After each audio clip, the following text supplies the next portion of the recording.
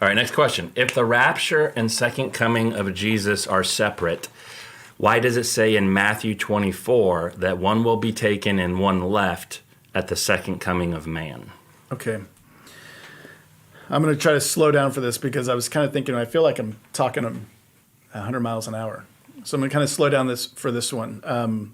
So in Matthew 24, Jesus is asked three questions. And so at the very beginning of the chapter, he's looking at the temple with the disciples, and they're showing him all the features of it.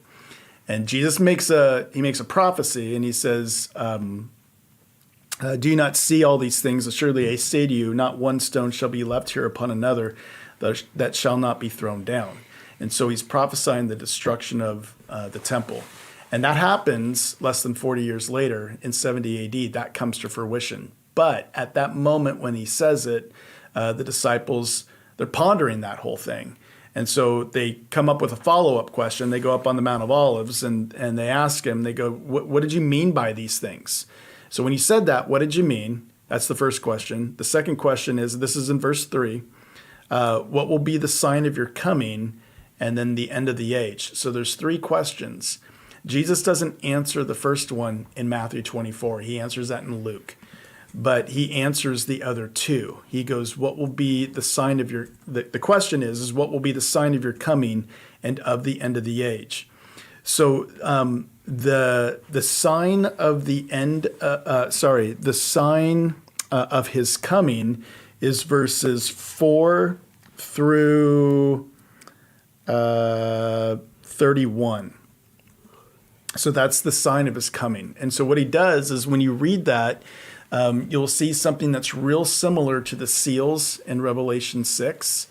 And then obviously he deals with the abomination of desolation that Daniel speaks of in chapter 9 of Daniel. So verses 4 through 31 are a response to that question, what's the sign of your coming? Okay. The second question that he mentions, that he answers, is the end of the age. That's the second question.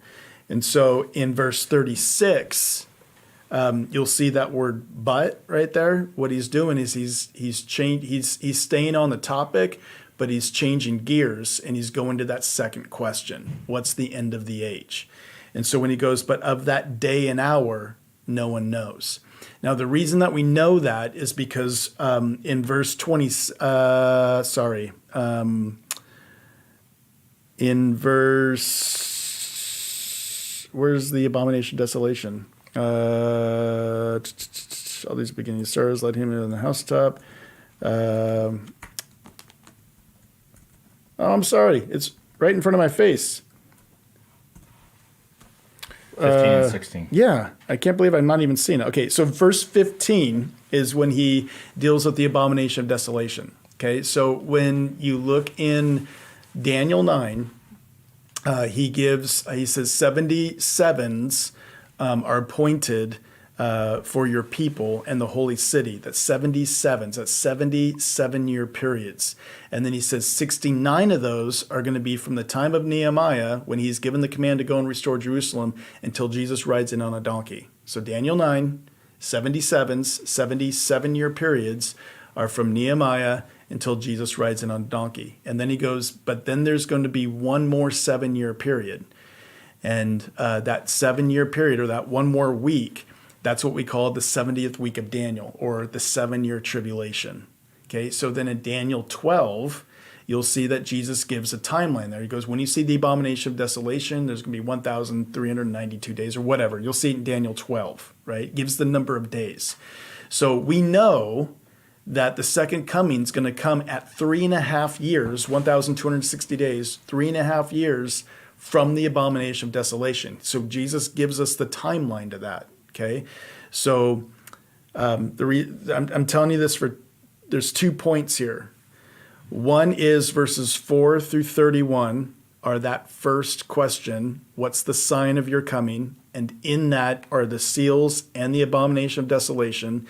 And we know that the second coming is 3.5 years after the abomination of desolation, 1,260 days. Okay, the second question is what's the end of the age? That's verse 36, where he says, but of that day and hour no one knows. And then that's your question. Not even the angels of heaven, but my Father only. But as the days of Noah were, so also will the coming of the Son of Man be. For as in the days before the flood, they were eating and drinking, marrying and giving in marriage until the day that Noah entered the ark, and did not know until the flood came and took them all away. So also will the coming of the Son of Man be. Now, if that's talking about the second coming, then everything is serene, everything's fine, right? Until the second coming. But we know that everything's not fine until the second coming, right? So he's got everything here being fine until the flood took them all away, right? And so this is a different event because one, we don't know the day or hour, and the second coming we do, according to the abomination of desolation. And two, what's going on. It says they were all eating and drinking and marrying and giving in marriage until the day that Noah entered the ark. And then it took them all away. And so again, that's not what's happened in the tribulation up until the time of Christ. As a matter of fact, I'll even read it to you. This is in the same chapter, Matthew 24, verse 27. This is the sixth seal. It says verse 29, immediately after the tribulation of those days, the sun will be darkened, the moon will not give its light, the stars will fall from heaven, and the powers of the earth will be shaken, and the sign of the Son of Man will appear in heaven, and all the tribes of the earth will mourn, and they will see the Son of Man coming on the clouds of heaven with power and great glory, and he will send his angels with the great sound of a trumpet, and they will gather together his elect from the four winds, from one end of heaven to the other. Now that's the sixth seal. You know what the fifth seal is? It's martyrs. People are being killed for their faith. That doesn't go with what Jesus is saying is happening in the days before the flood came. Does that make sense? So before the second coming, according to verses 4 through 31, everything's really bad prior to the second coming. And then he changes gears in verse 36, answering that second question, and everything's fine until Noah's taken out. You see that? So that's how you get the two different events of the second coming and the rapture. Does that make sense? Dude, that was really good. Okay, cool. Like theologian good. Awesome. See, youth pastors can do it. You should teach the Bible or something.